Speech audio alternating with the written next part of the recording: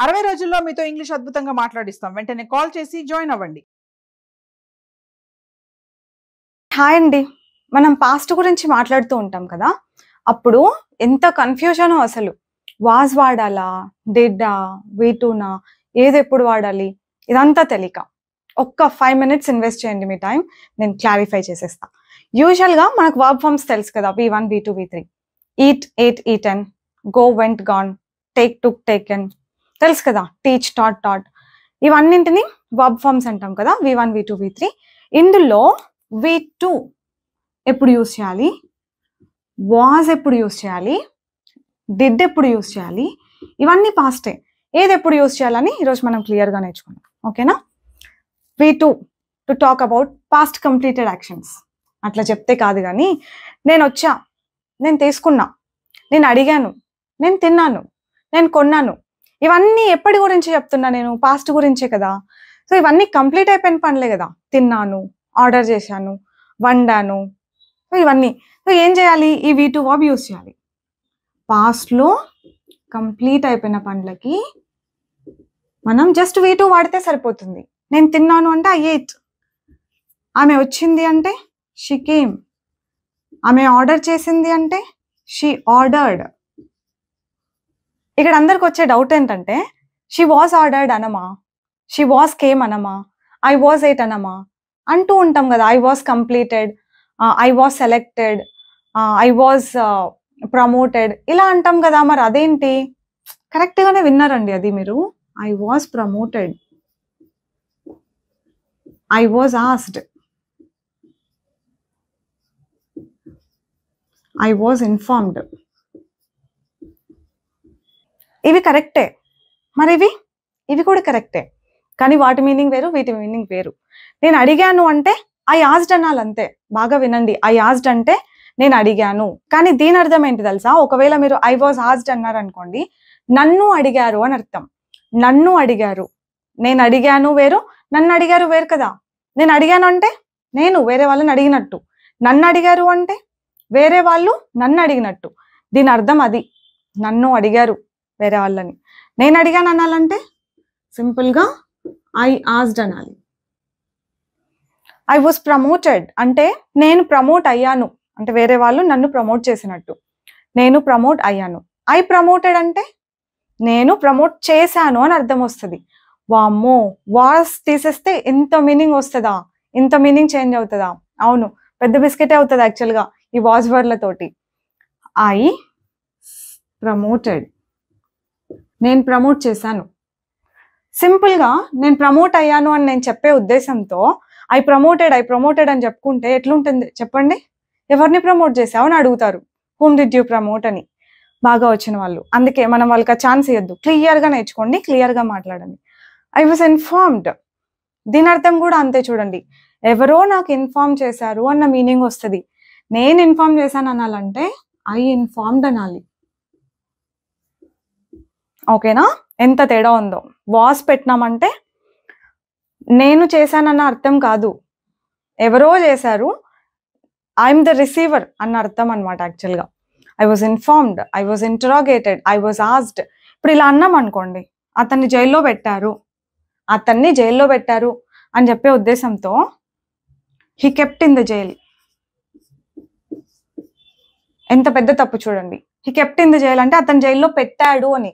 అతన్ని పెట్టారు అనాలంటే he was kept in the jail. Okay? నేను కొన్నాను, ఒక బుక్ కొన్నాను అనాలంటే ఐ బాట్. కొన్నాను. ఐ వాస్ బాట్ ఉండదు. ఐ వాస్ బాట్ ఉంటే ఎంత ఆ మీనింగే ఘోరంగా ఉంటుంది. నేను కొనబడ్డాను. చూడండి మనకు తెలియకుండా మనం చేసే మిస్టేక్స్ ఎలా ఉంటాయో. I bought. నేను కొన్నాను. ఐ వాస్ బాట్ అంటే no, it doesn't make any sense కదా అసలు. సో సింపుల్‌గా చెప్పాలి అనంటే వాస్ తర్వాత అసలు వి2 వాడే సిచ్యువేషన్స్ అసలు రావు. వాస్ తర్వాత వి2 అస్సలు వాడకూడదు. వి3 వాడాము అనంటే అది పాసివ్ లాగా అనమాట. చేయబడింది అన్న మీనింగ్ వస్తుంది. ఇక్కడ కూడా లిటరల్లీ తీసుకుంటే నేను ఇన్ఫార్మ్ చేయబడ్డాను, అడగబడ్డాను, ప్రమోట్ చేయబడ్డాను అట్లాంటి మీనింగ్ వస్తుంది. ఇప్పుడు నేను చేశాను ఒక పని అని చెప్పాలంటే జస్ట్ వి2 వాడండి. నేను తీసుకున్నా అని చెప్పాలంటే ఐ టుక్. నేను వండాను, ఐ కుక్డ్. నేను వెళ్ళాను, ఐ వెంట్. నేను ఆర్డర్ చేశాను, ఐ ఆర్డర్డ్. జస్ట్ అలా ఎవరేం చేసినా పాస్ట్లో జస్ట్ V2 వాడండి. వాస్ పెట్టి V3 పెట్టాల్సి వచ్చినప్పుడు కొంచెం కేర్ఫుల్గా ఉండండి. అది మనం చేసినట్టు అవ్వదు, ఆ పని మనం చేసినట్టు అవ్వదు, చేయబడినట్టు అనమాట. సో ఈ విషయంలో కొంచెం కేర్ఫుల్గా. నేను ఆర్డర్ చేశాను అంటే సింపుల్గా I ordered. I was ordered అంటే it gives nonsense meaning, అట్లా ఉండదు అనమాట. నేను ప్రిపేర్ చేశాను, నేను ప్రిపేర్ చేశాను ఆ food. I prepared the food. నేను ప్రిపేర్ చేసిన, నేను కొన్నా, నేను చూసాను ఆ movie. I watched the movie. I was watched ఉండదు. ఓకేనా? వాస్ పెట్టి V3 పెట్టేటప్పుడు కొంచెం కేర్ఫుల్గా ఉండండి. వాస్ పెట్టి V2 అసలు ఉండదు, అట్లాంటి సెంటెన్సే ఉండదు. ఇంకా did to ask questions. Did మనము క్వశ్చన్స్ అడగడానికి యూస్ చేస్తాం.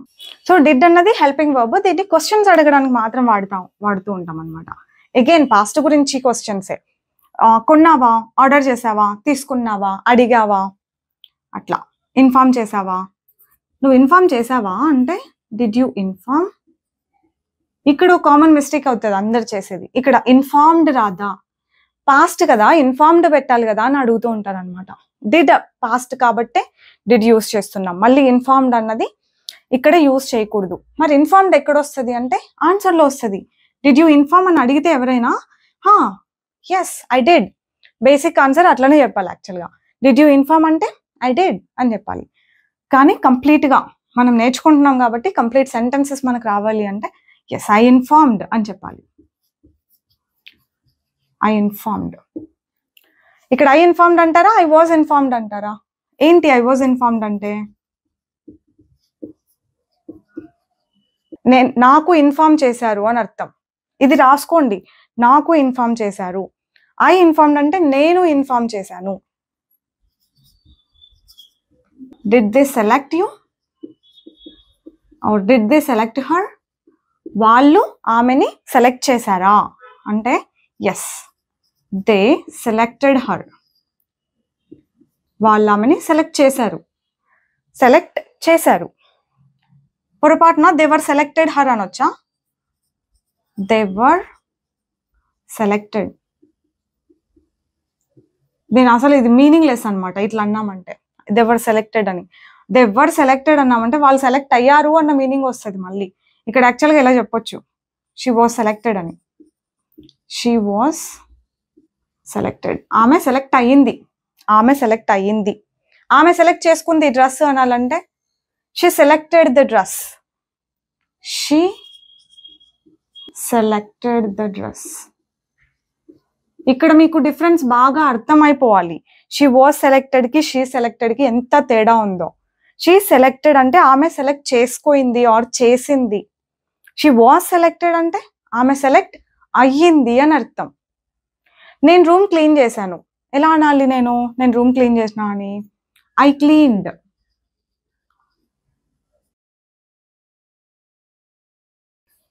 I cleaned the room.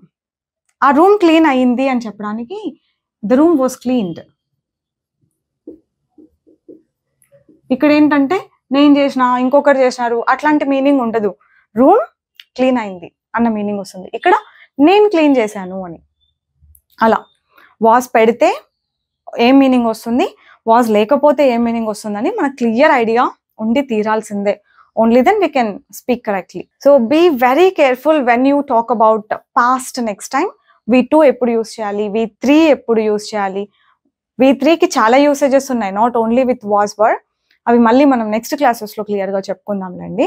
So did ఎప్పుడు యూస్ చేయాలి, ఒక్కసారి ఓవర్ వ్యూ ఇవ్వాలి అంటే డిడ్ పాస్ట్ గురించి క్వశ్చన్స్ అడగడానికి వాడతాం. నువ్వు తీసుకున్నావా, నువ్వు చూసావా, ఆమె వచ్చిందా, అడిగిందా, నేర్చుకోయిందా, అట్లా. ఆమె జాయిన్ అయిందా. ఒక్క ఎగ్జాంపుల్ తీసుకుంటే ఆమె జాయిన్ అయిందా అంటే డిడ్ షీ జాయిన్. ఆమె జాయిన్ అయ్యిందా. మీరు ఆన్సర్ చెప్పేటప్పుడు ఆమె జాయిన్ అయ్యింది అని చెప్పేటప్పుడు ఈ V2 వాడతారు. Yeah she joined.